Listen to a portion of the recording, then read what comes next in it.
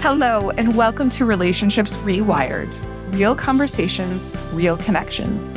I'm Rachel, a trauma therapist, a coach, a wife, a mom, and someone who believes in the power of authentic connections. And I'm Corianne, also a therapist, a relationship coach, a mom, and a wife, here to dive into the complexities of our relationships with ourselves and each other. From understanding the equalities of our attachments, nurturing the bonds of our family ties, and strengthening partnerships, we're here to have real, honest conversations. So get comfy, because whether you're looking for guidance, practical tips, or an occasional laugh, join us as we navigate the beautiful, messy world of relationships together.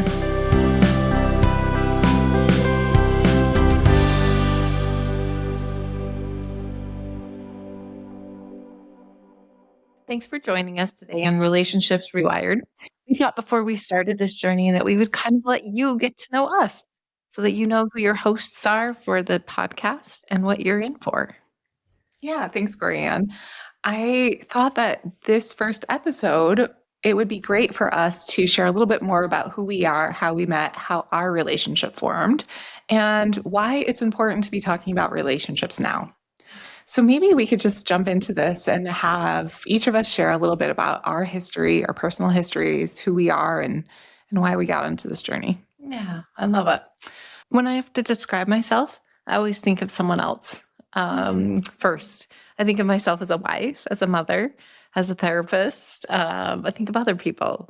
Those are things that are important to me and a huge part of my life. I've been married for 28 years. I have 5 beautiful, amazing humans. They're adult humans at this point, no longer small, but they are lovely, and they'll be part of many stories that you'll hear as we move through the podcast, I'm sure. The therapist piece, I waited to go back to school until my kids had grown some.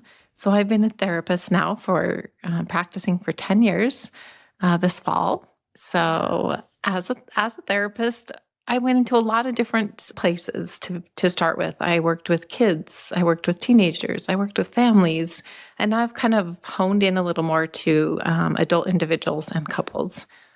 That's where I am as a therapist, as a career, I guess. Yeah. Well, I'm grateful that you became a therapist, because without that, even I never would have met. So even if it took a little bit longer, I'm grateful that you ended up where you were at. And you're a relationship therapist and coach. So it gives us a lot of to work with as we consider what this podcast journey looks like. So as you learned in our intro, I'm Rachel. I am a trauma therapist, and I've been working in the field for the past decade, helping people as they navigate the world of inner conflict. And I am a mother and a wife. I have 2 little kiddos, and one of which has some pretty unique special needs, which adds a little more flavor to our life. And I'm grateful for that. Over the last, 5 years, you and I have worked closely together in the realm of mental health and relationships in general, relationships with employees and with partners, and of course with each other. And so it felt like just sort of a natural transition for us to come into this space together. So I'm grateful for you to be here with me and to share with everyone about who we are and why authentic relationships something we need to be talking about, especially now, especially at this time in our country. It's an important topic. Great point. I mean, as humans, we're wired to connect. If we don't have those relationships and we're not connecting, if there's an unhealthy connection, we're hurting. Yeah. And we're hurting because it's important to be attached and have that attachment connection to others. Yeah. So I know that there are so many resources out there for attachment. And we hope that the spin that we have with as partners, as business partners, having our own partners, having families, and as Rachel had shared, employees previously, what all of those different relationships look like, that we can bring those into here and talk about them. But the need for that connection, the need for that attachment is so important, and it's healthy. It's a healthy thing to have, and we want that. So we hope that as we take this podcast and you're able to hear parts and pieces and take the bits that will be helpful to you in your relationships, because what you might need isn't necessarily what I need, might be something completely different than Rachel needs. And so as we bring those in, hopefully you'll be able to find the parts that are for you and that will be most helpful. Yeah. Because the one thing we all have in common, regardless of who we are, what culture we're from, where we are in this country, where we are in the world, is that we are attachment beings and we need each other. And so the conversation about attachment is, and relationships in general, is just an important one at all times in all flavors in life. So, so I'm grateful to be here with you. And that's a little bit about why we started the podcast and started it now. Yeah.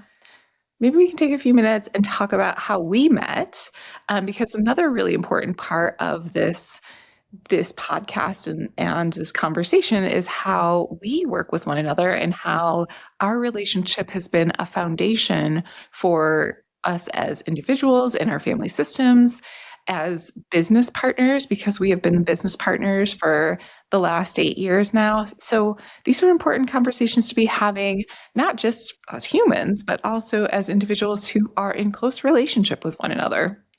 Yeah. Day in and day out. Yep. You're looking at those intimate ones that are in your face, in our space, in our face, in our bubbles. And those are the ones we want to feel the best with, and the ones that are the hardest because they're the most important. If they weren't important, we wouldn't be putting effort into them. So of course they'll be hard at times. But when we met, back to that, to get to that question, was in 2016. I was finishing my master's program, and I got a call from one of the professors and said, "Hey, there's someone that wants to meet you and interview you," because I was planning on going into a dual licensure of mental health as well as addictions. Yeah. So I went to an interview, and Rachel was on the other end of that interview. Yep. I remember that day quite clearly, and never imagined that we would be sitting here almost a decade later. But yes, it was quite a journey when we first started to connect and to imagine what it would like to be for me to take on my first employee, and for you to start a new career in general, and how that was actually sort of the foundation of our friendship. We never imagined being in this place. We actually, we started a business together, as she was my first employee, and then grew a business to almost 30 people, 30 individuals, 30 relationships, which are important pieces as well here. And it was just last month that after, almost 8 years, we transitioned out of that business, and started a second business together. And here we are again. The two of us again. We must have done something okay and right. We laugh because back on the day that we met, and she was interviewing me, I came home and let my husband know I didn't think I would be getting the job, because she asked what my goal was in the next 5 years, or my plan. Of course, a great interview question. And I was like, "Oh, well, someday I want to be a partner in in a mental health practice." And I was like, I don't mean with it, that it has to be with you. And I was like stumbling over my words. And so I had reminded her of that, and she didn't remember it. So obviously it wasn't too big of an impact to think that I'd be stealing the partnership piece. Stealing the business the first day. She was expecting to come in and going right to the top, which of course she did. And I am forever grateful for that. Forever grateful for that. But with this relationship and with the amount of time that we have spent together, the reality is we've had hardship over this time. This hasn't been just a love story that's been easy. There's been a lot of hardship. And I wonder, from your perspective, what are a couple things that you feel like were hard barriers for us? And I guess your perception, and I'll share my perception as to how we were able to navigate that.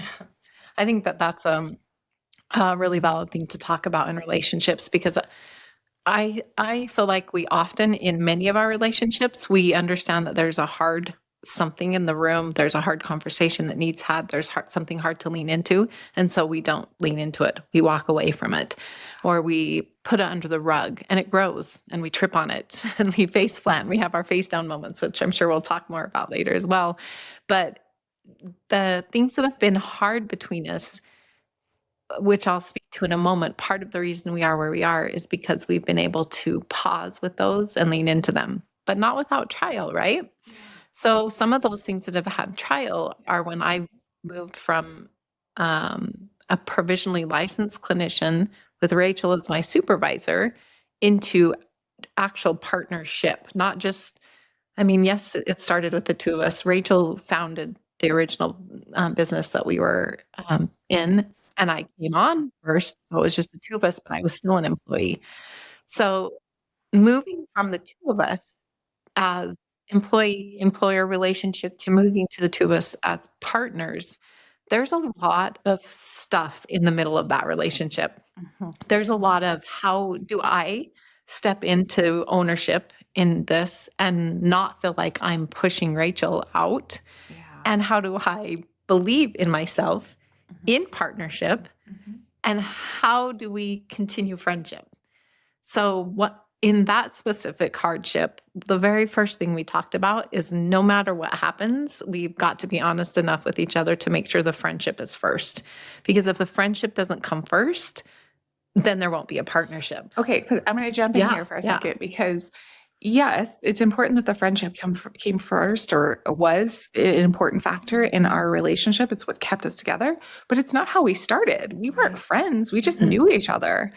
But the relationship was what actually the foundation that allowed us to grow. But you're right. It was a hard transition from being employee employer to moving into partnership. And yet it's not something we talk about very often, or like, what are some of the hardships that come up when there is this significant transition? And luckily, because of you, probably, there wasn't as much of a power differential. Like we had to address that there was a power differential when we were employee employer. I know we don't love the term, but it's a very clinical term. But to be able to explore that, and I think the same was true for you to talk about like, how do I step up? How do I actually lean into my power versus continue in this dynamic like that? I have all the power and you have none. That should not be how it is in relationship, leadership, relationships in general. But to just create more of an even playing field and less of that power differential that might play out in an employee-employer relationship. Yeah, I agree. There shouldn't be that dynamic in a partnership. No. And No. coming from the dynamic we had, that was something we had to face. Yeah. So how do you think that we faced it? What do you think we did? Oh, get mad. I'm trying a couple of times. We did have some moments. I'm trying to go back because I think how important, no matter if it's a business partnership or any relationship, Yeah. what did we do to lean into those hard things that was helpful? I know something that you did that was helpful to me. Do tell. I'd like to know. Something that is helpful for me, as you'll learn throughout our stories, is I used to be a master stuffer. Like I was the pro. No way. I was the best. I know you didn't know this. So I was like, oh, this is an issue. I'm going to go ahead and stuff that down. Yeah. Because if I keep quiet about it, then I don't have to talk and I can hear what's happening and then I know how to fix this better. So instead of stuffing, I got a partner who was not a stuffer. And if there was an issue, she just came to me and said, what is happening here? And I was like, well, that's one way to really put this on high heat, light a fire under my butt. Yeah. To say, let's bring this out into the open and talk about it. And that's not always comfortable to talk about hard things. But what made it okay is that there was an invitation from you. Yeah. There was an acceptance from me. Yep. Because if you had accepted and I was not ready to accept, or if you had invited and I was not ready to accept, we wouldn't have had a successful conversation. Yeah. So there needs to be an invitation and an acceptance and a willingness to step into that. Yeah. Those hard conversations. Absolutely. It seemed like the way in which we were navigated hard conversations, because hard conversations are happening every day, especially in a business. But to be able to say, hey, Corianne, I see you. I need you. Like, I need you in this, because even in a work environment, we have attachment needs. We have work needs. We have attachment needs. And to be able to create that invitation and also have her step into that was an important part of the dynamic between the two of us. I will also say, and I think we'll talk more about this as the podcast goes on, other episodes, of course, but is this idea between how we show up in relationships, whether it's a secure or insecure attachment, that we bring from our own experiences into relationships. And I will say and own my part in this. I gave you an invitation. I gave you an invitation from my own attachment wound of being anxiously attached. And I don't like to sit with there being something between the two of us, right? Like I struggle with not having an answer or trying to fix a situation right away. And so for you being that sort of sitter and stuffer, I was like, that feels so unsafe for me. We need to address it, and we need to address it now.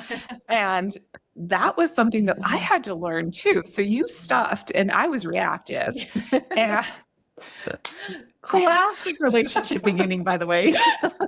I was reactive, and I had to learn, even as a leader, which you helped me do, which is as a leader to learn like reactivity is also not great. Not avoiding it isn't great, but being reactive and needing an answer, even when things might need to settle, was quite a lesson for me. I have become much more secure in my attachment when we first were in relationship. But it's a reality in all relationships. And I think you spoke to it really good. Yeah. In order to have attachment, you have to feel safe. Yeah. And there's no way we could have felt safe if we hadn't leaned into the hard things. As a stuffer, anyone that knows about this or that is a people pleaser or the peacemaker, that was your role in your family of origin, you can imagine that the anxiously attached person. You're looking at me and laughing. because this is the beauty of relationships. It is so great. This is what we love. This is why we can talk about it. But this anxious attachment coming at the avoidant attachment was scary. And so I could have aborted mission and said, I don't want those conversations. Now, that's not to say there weren't times that I didn't maybe answer right away to say, to give an immediate answer. I would have to think on things because I'm a slower processor and then answer. And that's part of what helped create safety and trust. Yeah. So I didn't never answer. If she came into the room and it was okay time for conversation, we would have conversation. But if she was reaching out via text or email, sometimes for me to sit on that was safe for me. But I always answered, and that became safe for her. Yeah. And so in the relationship, as we had time helped us become more trusting and create the foundation. Because as you had spoken to, here's what we're both coming at this with our own attachments. We all have specific attachments, every single human alive. And it depends on our families of origin, our experiences that bring us to that place. And we usually think that we're pretty great and cool in that way until we bump up against someone that has a different attachment style. And then we think something's wrong with them. Or depending on our attachment style, we might think something's wrong with us. Mm-hmm. So as we lean into it to say, I recognize this is my own stuff. I know this isn't yours, but I really would like to talk about this. Mm-hmm. Yeah, well, I think that it actually creates that's a space for safety as well. Mm-hmm. It's being able to preface a conversation that is a hard conversation and say, hey, I'm going to own my part in it. I was just a conscious uncoupling course recently. We're not conscious at coupling. You're stuck with me. But we were talking about safety on that one.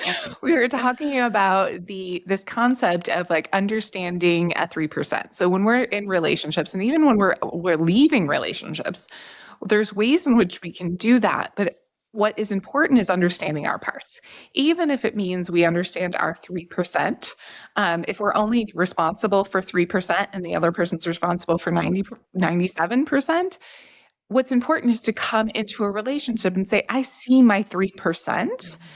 For me, my 3% was that I was anxiously attached. And creating the sense of safety was key. And I am going to normalize the fact that we will talk about attachment wounds in relationships, even as therapists, because even as therapists, we can read every single book. I don't know who's doing that, but it's not me. We read lots of books and we have a great understanding about the psychological dynamics that play out. And I'm still human. You're still human. So these are really key topics to be talking about in relationships. Yeah, so 100%. I talk to my clients all the time about even though I have the tools, Yeah. I still mess up. Yep. And Yep. so that's what the human part is. Here we are as humans. We have the tools, but we won't get it right every time. Yeah. But that's the beautiful part about repair in relationships, because certainly there's been times where we've needed repair with each other.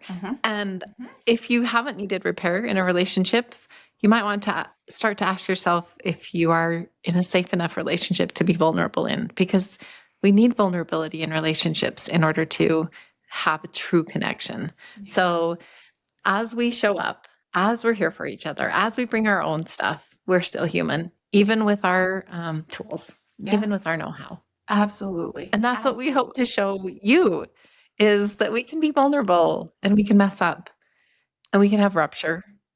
But there's the beautiful part that we also get to repair. I think that's a great transition, and maybe we'll just take another few minutes to talk about. We talked a little bit about how it's worked well in our relationship, and maybe we can talk more about rupture and repair in general. I say this to my husband often, who is not a little more avoidant in his attachment style, that arguing and fighting or rupture is actually not a bad thing. It's when we don't repair that is harmful to our relationships, right? We have rupture. We are humans. We will, in connection, we are going to hurt one another. But it is the repair or the circling back to be able to ask, and apologize or ask what the other person needs that's crucial. I think one of the things that has been really hard, and I think this is similar to what we spoke to, but maybe in some other words, is I think there has been ruptures at times when it has felt like your passivity, not my passivity, your passivity has made it so you weren't communicating, and I was over communicating. That there have been pretty significant explosions. I just thought of one. As we were transitioning recently out of our old business together, I was pretty stressed. I was very, maybe dysregulated is probably the right word, very. And I remember there was a time you were on vacation. It was really close to the end, and I felt extremely alone in what was happening in the closing process of our business. And at one point, I got really upset with you. It was a rupture. Let's be clear. It was, or at least it was for me. Maybe not. Okay. It was me rupturing her, apparently, that she didn't know about. I was very angry. And I don't think we've had moments like that in our relationship, where I was totally flooded, totally overwhelmed. And I remember you stepping back, and I don't know what was happening for you, but there was a hard step back, and probably a necessary step back, to just give me space and be, able to re-regulate on my own, actually not need you for co-regulation, be able to self-regulate, and sort of come out of the fog of the overwhelm. I also know that you tried. You were like, what do I have to do? From my opinion, what do I have to do to try and address this in the way that I can, knowing I can't fix everything for her, which is a hard challenge in relationships. Sometimes, and we hear this a lot, that we don't want it to be fixed, but sometimes we do. And when it can't be, how much grief there is for the individual who's feeling it, but also for the individual who's not who's just walking alongside you. I think you felt it, but felt it in relationship with me. Yeah. What do you think about that? What's your perspective on that? Yeah, great. That's a great event to bring up, because I didn't feel it as a rupture. I recall the moment. Yeah. I recall the time. It was more than a moment. But I didn't recall it feeling a rupture. So just a little bit of backstory. We had booked a trip believing that we would be finished with the close of the cell. And so the fact that it wasn't closed and we still had the trip booked and paid for was something that's why I left at that time. It wasn't me I like how you're abandoning. Peace out. Have fun with that. I was not abandoning my partner. I will say that, in a way of on purpose. Yeah. There was abandonment feeling. So, and that's part of what the hurt was for Rachel. And she shared that again. She's great at sharing those things. And she shared it. And I could tell that she was frustrated and stressed. And there were times on our trip that we didn't have service. I honestly don't recall if the pause was because of no service or because I was like, I need to think about this before I answer. I don't actually remember that part. But it takes, again, going back to my way of being, it takes me time to think about things before I can answer them in a way that I feel is honoring what my values are and what aligns with me. But what is so important to me also in relationship is what I say being something that feels safe enough for the person I'm communicating with. Yeah. That doesn't mean it won't be hurtful. I'm not saying we won't say hurtful things or have hard things to talk about, which that conversation was of like, where are you? I'm doing all of this by myself. You're nowhere to do these things. And I'm saying you're right. I'm not there to do those things. And I felt bad. I couldn't change that, but it doesn't change that it hurt her if I feel bad. It doesn't change that she hurts. So if we're going to have that communication, the need for it to be, how do I align with my own values and how do I stay true to who I am while also being safe enough to have communication with the person I'm in partnership with or relationship with so that we can have more communication later. Because if I came back with a big fat finger to her, we wouldn't be having the podcast probably. But there would be no second business. There wouldn't be a second business. So I think also what you bring up is an important point, that it feels like rupture for one of the partners and it may not feel like rupture for the other. Yeah. So I didn't think that we needed repair, but maybe that's because the way we communicated it was repair enough. Yeah. But if you find that you're having that with a partner, that you think something's ruptured, speak to them about it, because maybe it feels different for them or it's not a big deal. One's more of a direct communicator, one's less. Just a little bit more communication oftentimes helps give the answer. Yeah. Yeah. Yeah. I love that we had different perspectives on it. And it's also, it's important to circle back, especially if we both feel it as a different experience, which we're different individuals.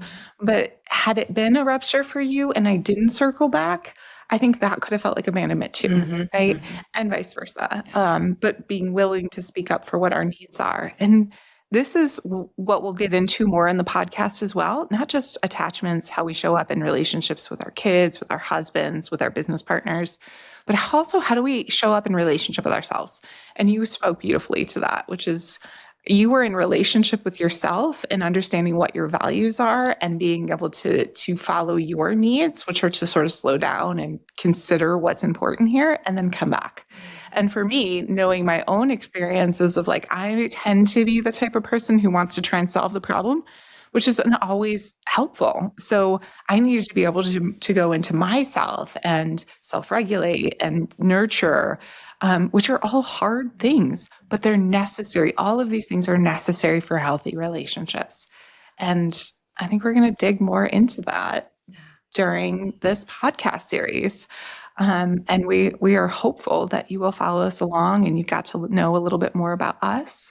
So you can see that at the very forefront of all that we are talking about, one, we are therapists. We do have some sort of educational background, but more importantly, we're humans that are living this experience in relationship with one another. Yeah. And you'll hear those stories, the relationships with us. You'll hear past stories of our families. You'll hear present stories of them. You'll hear us mess up and circle back. You'll hear us do all the things, and that's our hope, that you'll be able to grow with us, because we're growing too. Yeah. But we would love, if you have questions for us and want to know more about us, we would love for you to email, text. We'll put information in the bottom of the what's the title thing? Yeah, it gives information. You can put it on, you can put it on social media, send questions. What do you want to know about us individually, us together, us past lives, us now, in any way? And we'll do our best to answer those, because some of your questions will also help us create podcast topics. So if there's something specific you want to know, Bring it on. Please feel free to reach out, even to have nothing to do with us. You have a question about your own relationships, and it could be a relationship with anyone.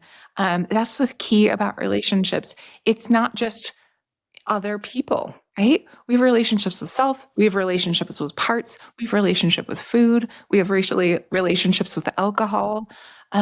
These are all relationships that we have attachments to, and they're important to explore and consider. And we hope to do that along this journey with all of you on Relationships Rewired. Thanks for joining us today. Have a good one. See you next time. Thank you for tuning in to Relationships Rewired. We hope today's conversation sparked some new ideas for your own connections. If you liked what you heard, remember to subscribe and share with friends who might benefit from our chats. Leave us a review. Your feedback helps us to reach more listeners just like you. And remember, building strong relationships takes time and effort, so be gentle with yourself in the process. Catch you in the next episode.